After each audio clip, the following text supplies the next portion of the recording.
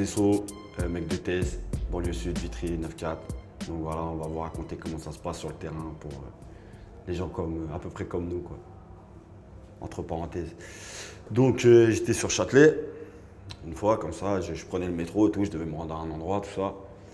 Et donc pour paraître dans la normalité, justement, puisque je connais les contrôles d'identité, j'avais mes papiers sur moi pour une fois. Je me suis dit, je vais aller acheter un ticket pour être dans les normes, pour pas avoir de problème, justement, pour éviter tout problème. Donc au moment où je me dirige à l'endroit pour acheter les billets, tout ça, pour acheter les tickets, on m'appelle comme ça. Non, je vais acheter le ticket. Quand j'achète le ticket, on m'appelle. Je me retourne, je vois trois policiers, tout ça. Mais les policiers du métro, là, avec des casquettes et tout, les mecs qui marchent dans le métro et tout. C'était trois. Trois jeunes et tout, à peu près peut-être mon âge ou un truc comme ça et tout. Bon bref, ils veulent me faire un contrôle. Je leur dis, mais je suis en train de prendre un ticket, tout ça. Ils me disent, ah, contrôle. Ok. Ils me contrôlent maintenant, ils commencent à me dire, ouais, oh, t'as rien d'illicite, tout ça, rien d'illégal, tout ça, nanana. Non, ouais, j'ai rien. Hop, je sors mes papiers pour pas qu'ils me cassent les couilles. Je leur sors mes papiers, tac, tenez, je suis en règle, j'ai mon billet de train, j'ai mon billet de métro, tout ça. Normalement, tout se passe bien. Ils commencent à me fouiller. Maintenant, ils me fouillent. Le policier me dit quoi? Il me dit, baisse ton froc. En plein milieu de Châtelet. Hein. Je te parle de ça en plein milieu de Châtelet, des mecs qui passent à droite, à gauche, tout ça. Il me dit, baisse ton pantalon, on va voir si t'as qui. Moi, j'ai dit, mais tu crois qu'on est des animaux ou quoi? J'ai dit, tu crois que je suis un animal? Je vais me mettre à poil là, comme ça devant les gens. T'es sérieux ou quoi? J'ai dit, t'as pas de respect et tout pour l'être humain, tout ça. Bref, normal, je sors la petite rengaine, tout ça. Il insiste, il me dit, non, vas-y, essaie de. Ça commence à partir en friction, tu vois. Moi, je sens le truc venir, parce que tu connais dès que. En fait, la police, entre parenthèses, ils aiment bien poser ta main sur toi, toi tu poses ta main sur eux, et à partir de là, t'es en tort. C'est comme si tu pars pour le outrage, tout ça. Donc, je connais la musique, ils commencent à vouloir essayer d'exciter l'affaire. Je leur dis, bon, on va arrêter là, ramenez-moi tout de suite au commissariat. C'est mieux, vas-y.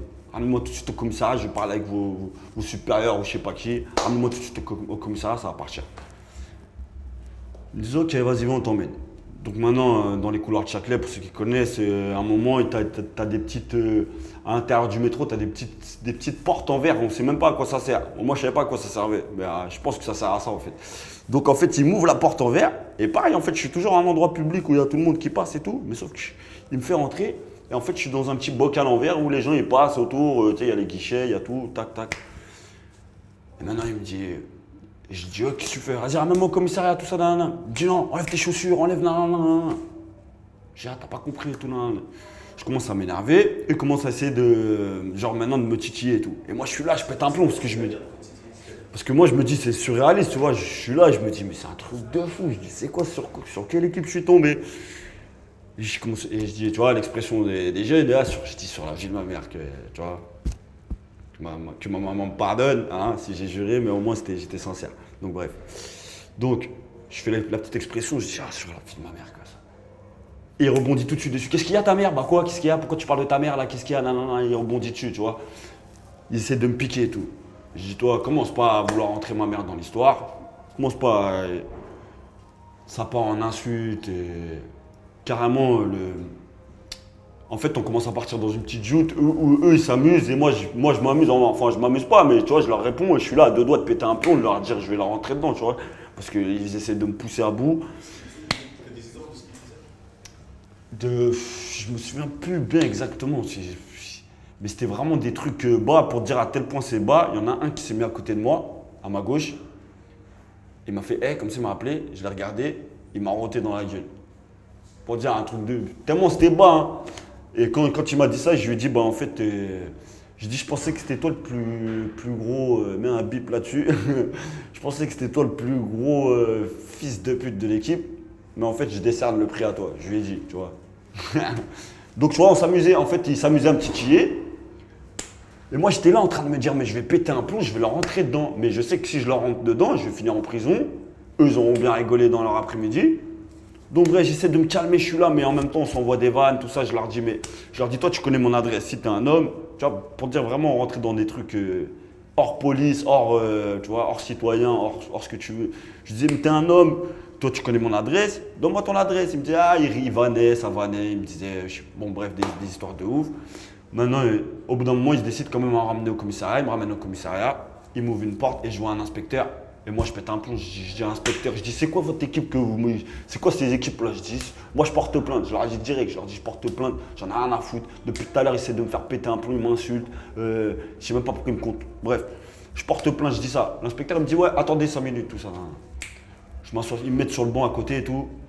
J'entends les trois guignols, ils rentrent dans le bureau de leur inspecteur là. Et j'entends quoi? J'entends leur inspecteur,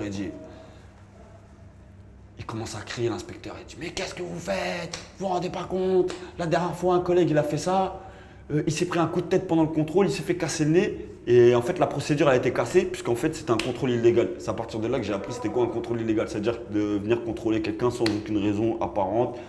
J'avais mon ticket, j'étais pas en bande, j'étais en aucune illégalité, tu vois. Selon l'article 78.2 du Code de la procédure pénale, la police ne peut pas contrôler un individu sans motif ou ordre émanant d'une autorité judiciaire.